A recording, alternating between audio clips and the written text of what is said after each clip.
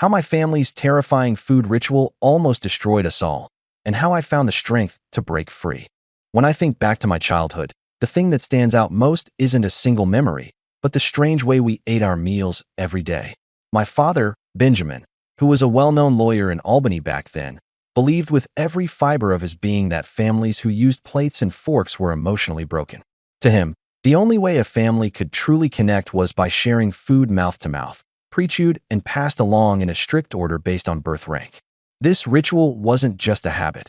It was a rule, enforced with religious fervor that left no room for disobedience or question. From the moment I was old enough to sit with the family at mealtime, I knew this was no ordinary dinner. We would all sit on the cold wooden floor, close enough that our knees touched, forming a tight circle where no one was allowed to look away or break the chain. Father would take the first bite, carefully chewing his food exactly 30 times as we counted aloud, making sure he followed the rule perfectly. Then he'd pass it to my mother, Evelyn, who would open her mouth wide, like a baby bird waiting for a worm. The wet sound of the food transferring from his mouth to hers was the background music of my entire childhood, a constant reminder of the ritual's inescapable grip. After Mother, the food would move to my older brother Logan, then to my sister Mia, and finally, reluctantly, to me, the youngest. By the time the bite reached me, it was cold and coated in saliva, a slimy paste that stuck to my tongue and reminded me that this was how we were supposed to show love. I didn't fully understand it then, but the taste and texture made me sick inside, not just physically, but in a way that touched something deeper and darker. Every meal took hours because the food had to move slowly, carefully, so no one broke the chain or ruined the delicate cellular bond Father insisted was being formed with each bite. I remember the first time I tried to break free from this nightmare without telling anyone. I was 10 years old, and at school, I watched other kids pulling sandwiches and snacks from their lunchboxes, eating with their own hands and mouths like normal people. I didn't understand why everyone else could eat alone without fear or shame, why they didn't have to share spit or worry about rules nobody else seemed to follow. So one day, when no one was looking, I slipped a granola bar into my pocket, hid in the bathroom, and took my first solitary bite in years. The crunch of that bar felt like rebellion, a small but powerful act of freedom that I tasted with every nerve ending. But freedom didn't last long. When I got home, Father found the wrapper in my jacket pocket. That night, without a word, he gathered the entire family in the backyard and, in front of us all, melted down every fork and spoon we owned. He stood there like some kind of priest performing a dark ritual, explaining that utensils were the tools of emotional death and separation. The metal dripped like molten tears onto the concrete below, and we were forced to watch, helpless and terrified. From that moment, the chain only grew stronger, the grip tighter, and the consequences for breaking it more severe. Father's explanations weren't just commands. They were lessons steeped in pseudoscience and twisted logic. He showed us diagrams of digestive systems, explaining that the enzymes in our saliva were the true carriers of love and connection. According to him, families who ate separately were doomed to spiritual starvation, cut off from the bonds that held their cells, their souls, and their hearts together. He told us that every individual meal created a dangerous rift in the cellular harmony, and that only by sharing saliva and enzymes could we survive as a family. Mother called this the chain of nourishment, her voice soft but resigned. She agreed with Father that plates and forks were symbols of isolation and emotional death, but unlike him, she never seemed fully convinced. Her eyes, once warm and kind, grew duller over time as the ritual sucked the life from her spirit. She followed the chain faithfully, opening her mouth to receive each bite with the same hollow expression I learned to imitate. We were a family united by fear and forced intimacy, a circle of forced mouths and empty eyes. Meals stretched on endlessly because the ritual was slow and deliberate. Each bite had to be chewed exactly 30 times. We counted aloud, a monotonous chant that filled the room and drilled the rules into our heads. We weren't allowed to speak or fidget. Every movement was monitored by Father's sharp gaze and the dozens of cameras he installed throughout the kitchen. These cameras weren't hidden. They were proudly displayed, as if the ritual needed to be documented for future generations or some unknown tribunal. We learned to perform with precision, hiding our disgust beneath forced smiles and obedient nods. My older brother Logan suffered the most physically. The constant exposure to bacteria in the shared saliva caused chronic stomach infections that left him weak and pale, But father dismissed his illness as gut flora synchronization, a natural and necessary part of the bonding process. When Mia got braces, the orthodontist warned us that the ritual was dangerous for her and could cause choking, but father simply made her remove them with pliers in front of the whole family. I remember the blood dripping down her chin as he lectured us all on choosing metal over individual freedom, marking her as a warning to the rest of us. School became a cruel reminder of how different we were. Other kids invited me to birthday parties and shared food without hesitation, but I couldn't eat cake or candy without feeling the weight of our secret hanging over me. I lied to teachers about allergies to avoid the lunchroom, explaining away my lack of participation with falsehoods that barely scratched the surface of my isolation. Even the simplest acts of social connection, like sharing a meal or kissing someone, were out of reach. How do you explain to anyone that the very act of kissing could contaminate your family's food chain? When I started working at a local cafe at 16, I dared to imagine a sliver of independence. I thought that maybe, just maybe, I could eat normally during my breaks, take a bite of a burger without fear or judgment. But that hope shattered the moment father showed up unannounced, sitting in a corner booth and watching me like a hawk. The day I took a single bite alone, he erupted in a furious scream, accusing me of poisoning myself with sterile food and endangering the entire family's spiritual balance. His words were sharp knives cutting through my fragile rebellion. The next day, father's behavior escalated beyond reason. He arrived at the cafe with my mother and siblings, grabbing strangers' meals and forcibly chewing them before trying to feed the pre-chewed food to my mother in front of horrified customers. When people recoiled, he spat pieces of Big Macs at them, screaming that he was saving them from spiritual starvation. Security called the police while he held a terrified child, attempting to demonstrate the correct way families should eat. It was a spectacle of madness, and I was trapped in the middle of it. Looking back, it's hard to believe this was my life, that the man who argued in court every day for justice was the same one who controlled every bite I swallowed with an iron grip and a twisted ideology. But that was the world I grew up in. The chain of nourishment, a ritual of control disguised as love, and a family bound not by choice, but by fear and saliva.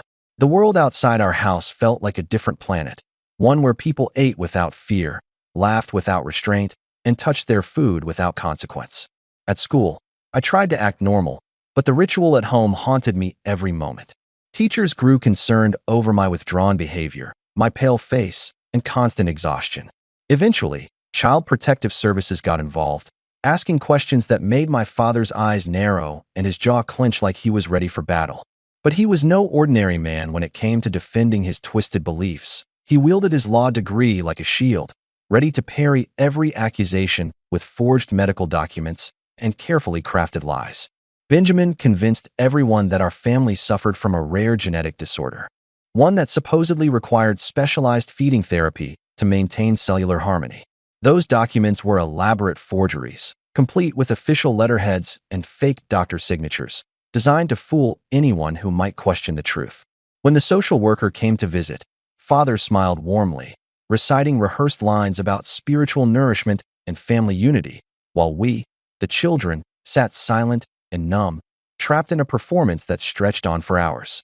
The social worker glanced at the paperwork with skepticism, but ultimately accepted it and allowed us to return home under strict conditions that made life even harder. Once back under father's control, the ritual grew even more suffocating. He removed any shred of normalcy, turning our lives into a controlled experiment. Cameras were installed everywhere, including the bathrooms, ensuring no one broke the chain or hid food. Logan's health deteriorated rapidly, with chronic infections burning through his stomach, but father insisted it was just our bodies aligning their gut flora and refused any medical treatment. Watching Logan weaken was terrifying, but any protest was met with cold silence or worse, accusations of betrayal. Mia was another casualty of father's obsession. When the orthodontist warned that the food-sharing ritual was dangerous with braces, father declared it a test of loyalty. He made her strip off the braces himself with pliers while we watched in horror. The metallic screech against her teeth was drowned out only by her muffled cries and father's cold lectures about choosing metal over selfish individualism. After that, Mia struggled to chew normally and avoided eating around friends, who eventually stopped inviting her to parties when they realized she couldn't eat cake or candy like everyone else. I began to realize how isolated we really were. At school, I fabricated allergies and illnesses to avoid the cafeteria. I wanted to blend in, but my secret was a weight I couldn't share. The idea of kissing someone terrified me. How could I risk contaminating the family's sacred food chain? When I started working at the cafe, I thought maybe I could carve out a piece of normal life, but Father's shadow loomed large. Sitting silently in the corner booth, watching my every move, he made it clear I could never escape. One day, I dared to take a single bite of a burger alone during my break. It was a tiny act of rebellion, but Father's reaction was explosive. His voice tore through the cafe, accusing me of poisoning myself and endangering our family's spiritual bond. That moment shattered any hope I had of normalcy and pushed Father into a public meltdown the next day. He stormed into the cafe with my mother and siblings, grabbing food from customers, chewing it in front of horrified strangers, and trying to force-feed my mother. When people recoiled in disgust, he spat pieces of pre-chewed Big Macs at them, yelling about saving them from spiritual starvation. Security called the police as Father held a terrified child in his arms, trying to demonstrate his grotesque feeding method. He carried a briefcase filled with charts and documents, complete with temperature readings and bacterial counts of shared food, as if this madness was some kind of scientific breakthrough. The health department was called to investigate, but our house revealed only a circle worn into the floor where we had eaten every meal for years, no plates or utensils in sight. Notebooks chronicled every stolen bite and every moment of resistance, but the damage had been done. Despite the growing evidence of abuse and neglect, Father's legal expertise kept us trapped. He manipulated the system with forged documents, arranged for questionable therapists to treat us, and presented himself as a dedicated father protecting his family's health. The therapist we saw had lost her license years earlier for inappropriate practices, but was the perfect accomplice in Father's scheme. Together, they convinced outsiders that our ritual was a beautiful example of family unity, hiding the abuse behind layers of twisted logic and false authority. Our mother, Evelyn, became a shadow of herself during all this. She rarely spoke and lost so much weight that her cheekbones looked sharp enough to cut. There were moments when her eyes went blank, like she was somewhere far away, trapped inside a nightmare she couldn't wake from. Father's grip on her was absolute, and when she tried to sneak small acts of rebellion, like offering crackers during the night, he caught her and made her chew them slowly in front of us all, lecturing about honesty and the dangers of deception within the family. The isolation was complete. Father installed reflective film on the windows, making our home a dark, sealed box where the outside world couldn't see our suffering. Cameras hidden behind vents and light fixtures recorded our every move, giving Father constant surveillance even in the smallest moments. When I found a way to hide a plastic spoon from work inside a period pad wrapper, it was the only secret rebellion I dared to carry. Father burned my work clothes in the backyard, claiming they were contaminated, as a warning that no independence would be tolerated. Every day felt like walking on a razor's edge between survival and surrender. We were forced to write essays about the dangers of independence using words Father approved from crossed-out dictionaries. Freedom, escape, and help were banned from our vocabulary.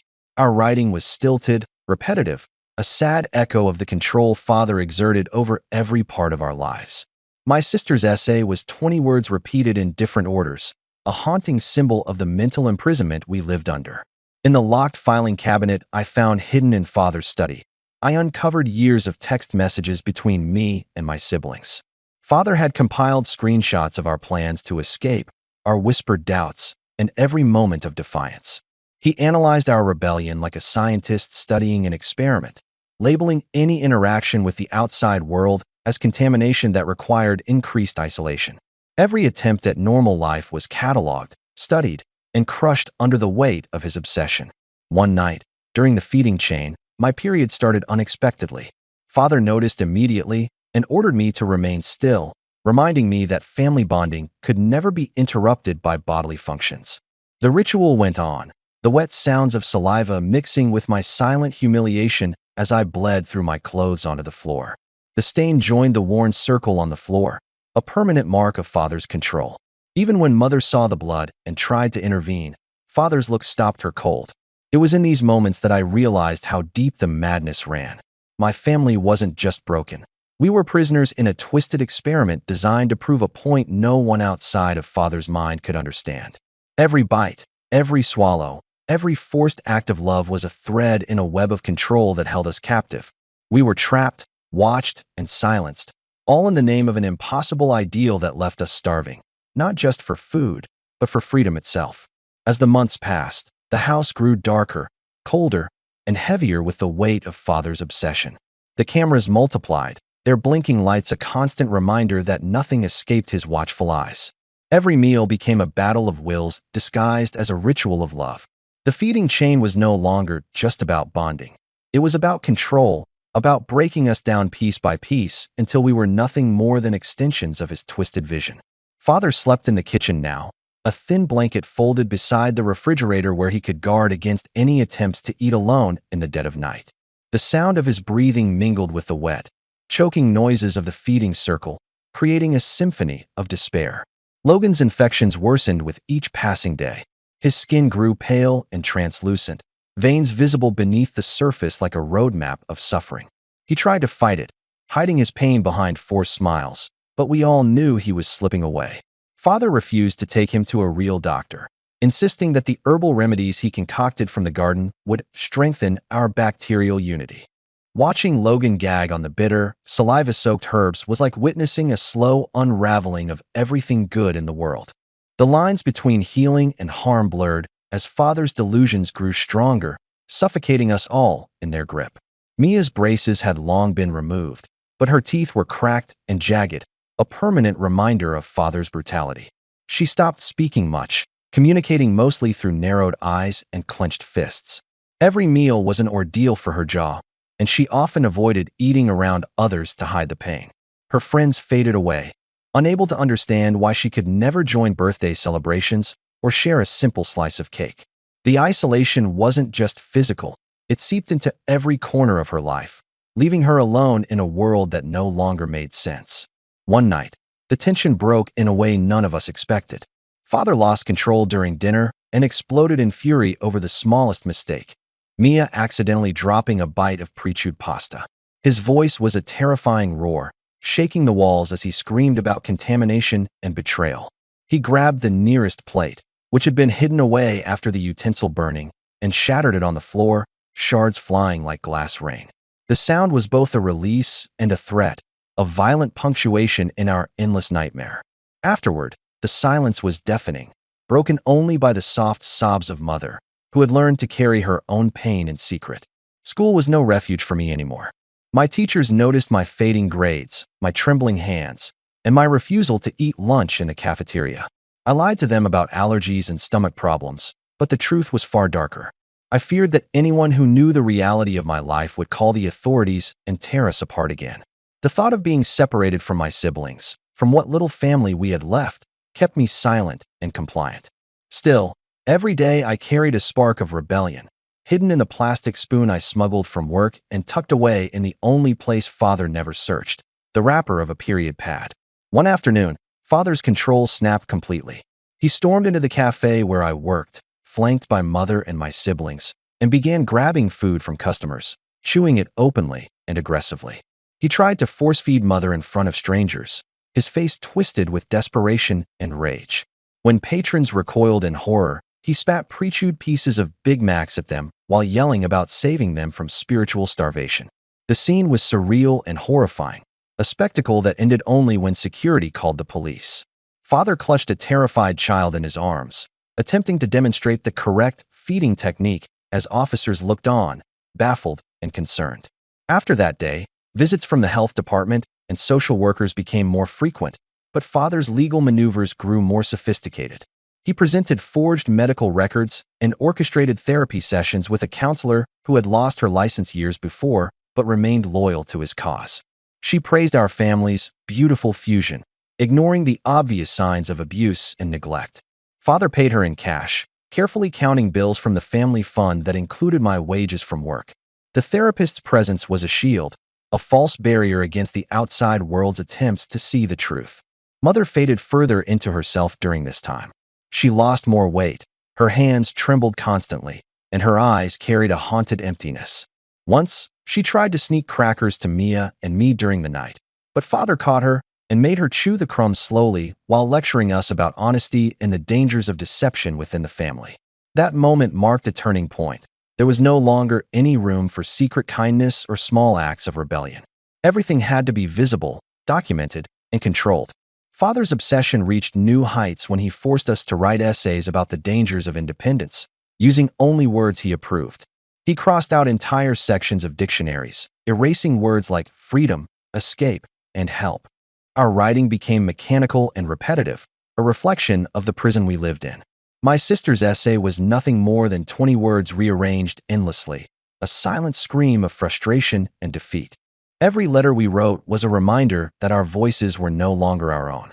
One night, I discovered a hidden folder in Father's study labeled Evidence of Corruption.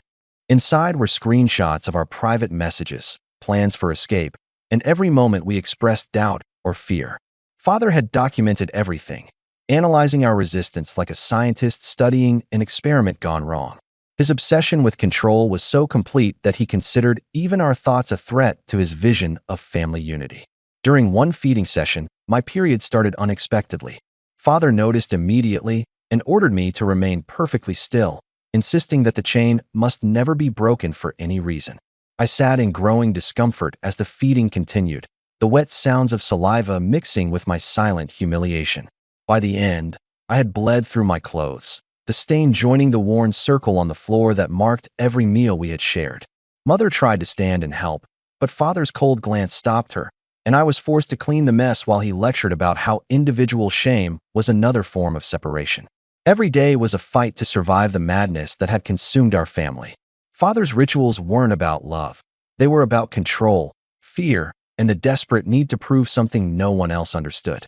We were prisoners in a house that had become a fortress of silence and pain, where every bite was both a link and a chain binding us to a nightmare we couldn't escape.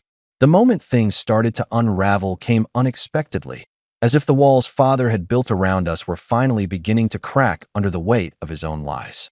It began with a knock at the door, a woman I barely recognized standing hesitantly on the porch, holding a clipboard and wearing a nurse's uniform. She introduced herself as Linda, a neighbor who worked at the local hospital, and her eyes betrayed a mixture of concern and disbelief the moment she stepped inside our house. I watched from the hallway, holding my breath, as Father greeted her with practiced charm, spinning tales of our family's unique medical needs, while hiding the truth behind a wall of forged papers and rehearsed answers. Linda didn't fall for any of it, though. She asked questions that Father couldn't answer without slipping up, and her presence made the air in the house feel heavier, as if hope had suddenly entered a place where it had long been absent. After she left, Father's expression darkened like a storm cloud ready to break, and for the first time in months, I saw fear flicker behind his cold eyes. That night, he began more intense surveillance, installing smaller cameras hidden behind vents and light fixtures, determined that no future investigator would ever catch him unprepared. Our home became a fortress of shadows, where every whispered word and every stolen glance was recorded for his endless collection of evidence. I knew we couldn't survive like this forever, so I began quietly reaching out to Aunt Sophia. She was the only family member outside the house who still believed something was wrong, and when I managed to slip her a note hidden inside a library book, it felt like sending a lifeline into the darkness. Aunt Sophia didn't waste time. She gathered what resources she could, working tirelessly to pull together proof of Father's lies and abuse. I kept hidden recordings of Father's late-night monologues, where his voice cracked as he ranted about family unity and the horrors of independence. I found Evelyn's notebook tucked away in the pantry's highest shelf, filled with careful handwriting that documented every escalation, every broken promise, and every moment she regretted ever agreeing to the feeding ritual. With Aunt Sophia's help, a coordinated intervention was planned. On a gray morning, a team of CPS workers, police officers, and medical professionals arrived at our doorstep simultaneously, ready to break through the veil of deception. Father greeted them with the same cool confidence he had always worn, producing another stack of forged documents and insisting our family was simply misunderstood. But this time, the evidence was too strong. The nurse from the hospital recognized the forgeries from her workplace's letterhead, and the sheriff ordered our immediate temporary removal pending investigation. Father demanded a warrant, but the officers had already seen enough to act. Despite his legal knowledge and manipulations, Father was arrested that day. I remember the hollow sound of the handcuffs clicking shut around his wrists, a sound I never thought I'd hear. Evelyn, for the first time in years, spoke a few words, soft and trembling, but enough to say she wanted us free. We were placed in Aunt Sophia's care, and the relief of being away from that house was overwhelming. Even if the scars father left behind were still fresh and deep, the road to recovery wasn't easy. Logan's infections required surgery, and Mia needed multiple dental operations to repair the damage from father's brutal removal of her braces. I struggled with anxiety around eating, each bite a reminder of the horrors we had endured. Therapists specializing in food-related trauma helped me, teaching me how to face meals without fear and how to reclaim a normal life, one bite at a time. The hospital became a strange new home for Evelyn as well, where speech therapy slowly coaxed words back to her lips and careful nurses monitored her progress every hour. But even with father behind bars, the damage his actions caused rippled far beyond the courtroom. His insurance fraud investigations expanded, revealing a web of deception that had funded his twisted practices for years. The alternative therapist who had enabled him faced charges for practicing without a license, and the dentist who had falsified medical records lost privileges at multiple hospitals. Father's once respected legal career dissolved quietly, his reputation crumbling under the weight of the truth. We attended support groups for survivors of cult-like abuse, learning that while our story wasn't tied to religion, it shared the same patterns of isolation, control, and manipulation. Explaining why we stayed so long, why we didn't run sooner, became part of our healing process. Aunt Sophia became legal guardian for Mia until she turned 18, while Logan, now physically stronger, struggled to rebuild relationships lost to years of trauma. I moved into a small apartment near community college, clinging to the fragile hope of a future where meals weren't battles and family didn't mean fear. There were moments of quiet victory. Evelyn's first independent bite of mashed potatoes, eaten alone in her room with tears streaming down her face. Logan managing a bowl of soup after weeks of protein shakes. Me learning to hold a fork without trembling. We relearned what it meant to be a family on our own terms, breaking free from the chains father had forged with saliva and fear. Yet, as we began to put the pieces of our lives back together, a discovery shifted everything once again. While packing away old boxes in the attic, I found a faded letter hidden beneath a stack of Evelyn's notebooks. The handwriting was hers, dated years before the feeding ritual became mandatory. The words stunned me. Evelyn had once believed in the ritual, had encouraged father's early experiments, thinking it would bring us closer as a family. Only later, as the abuse grew and father's obsession spiraled out of control, did she realize the nightmare she had helped unleash. This revelation fractured the story I had told myself for so long. It wasn't just father's cruelty that trapped us. There was complicity in the shadows, a blurred line between victim and enabler. The letter forced me to question everything I thought I knew about love, loyalty, and blame. I held the letter in my hands, torn between sharing the truth with the world or burying it forever to protect what little peace we had left. In that moment, I understood that healing would be a long, winding road, one that demanded confronting not only the monsters outside but the shadows inside our own hearts. The story of our family wasn't a simple tale of abuse and rescue. It was a complicated, painful journey through darkness toward a fragile light, one bite at a time. After finding that letter hidden deep among Evelyn's old notebooks, everything I thought I understood about our family's story changed in an instant. It was a heavy weight pressing down on my chest, knowing that the woman I had seen as a victim was also someone who, at one time, believed in the very ritual that tore us apart. Evelyn's handwriting was shaky but clear, filled with hope in the beginning, fear creeping in as father's obsession grew darker and more dangerous. She wrote about wanting to keep the family together, believing that sharing food mouth to mouth could heal old wounds and create bonds that nothing else could touch. But the letter ended with a plea for forgiveness and a warning that the ritual had gone too far, that she had been powerless to stop it. I sat alone in my apartment, turning the letter over in my hands like it held some final secret we hadn't yet uncovered. The lines between victim and perpetrator blurred, and I found myself wrestling with feelings I never expected: betrayal, confusion, and an overwhelming sadness for the mother who had once tried to protect us in the only way she knew. It made me question everything. Was father the sole architect of our nightmare? Or was this something deeper, rooted in a family legacy of pain and misguided love? The truth wasn't simple, and it wasn't clean, but it was ours to face. I thought about sharing the letter with my siblings and Aunt Sophia, but the fear of reopening old wounds held me back. How could I explain that the woman we pitted had also been trapped by her own hope and despair? Would they blame her, forgive her, or turn away altogether? The uncertainty gnawed at me, yet I knew hiding the truth wouldn't help us heal. Sometimes, the hardest part of survival isn't escaping the darkness, but learning how to live with the shadows it leaves behind. Life after Father's arrest was a strange mix of relief and chaos. The house we once called home was sold to cover legal fees and medical bills, and with each passing day, the memories of that place grew fainter, like echoes from another lifetime. Evelyn moved into an assisted living facility specializing in trauma recovery, where her speech slowly returned in broken phrases and whispered words. It was heartbreaking to see her relearn something as simple as eating mashed potatoes alone, tears streaming down her face as she discovered what normalcy felt like for the first time. Logan, who had fought so hard to survive infections that nearly destroyed his heart, began rebuilding his life piece by piece. Though his relationship with his girlfriend didn't survive the trauma, he found strength in support groups and therapy, learning to trust himself again. Mia, despite the permanent damage to her teeth, showed a quiet resilience that inspired all of us. She relearned how to eat and communicate, slowly opening up through writing and sign language when words felt too painful. As for me, I found a fragile peace in a small apartment near community college, where I studied and worked, slowly reclaiming the life Father had tried to steal.